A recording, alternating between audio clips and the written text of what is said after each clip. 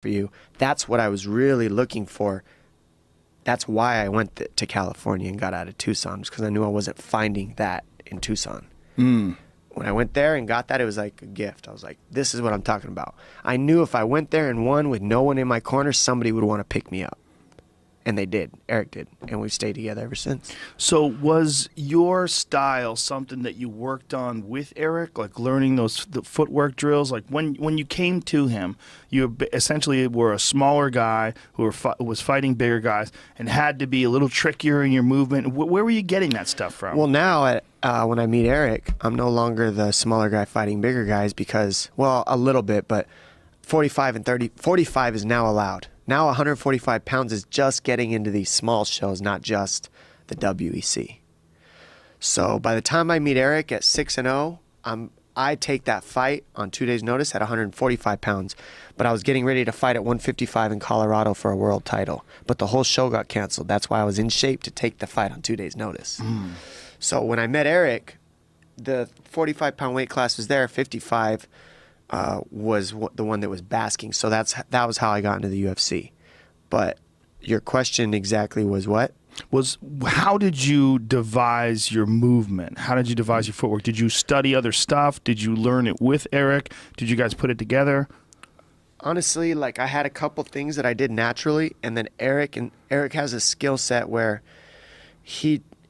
if you have a natural movement, he doesn't tell you to fix it. He lets you do it and then turns it in, has you add a weapon to it. That's his gift. And I had a lot of those little weird, odd things that I did. And those weird, odd things you had just devised to learn how to get away from bigger people. Yeah, and it was a mixture of wrestling stance with punching and kicking. I kind of have if you watch wrestling, there's no set stance. There's no set. You know what I mean? It's constant. If you watch college, high school, like the highest level wrestlers, it's all fluent motion in both stances. So I made fighting that because I started out wrestling, and then I added the punches and the kicks to that motion.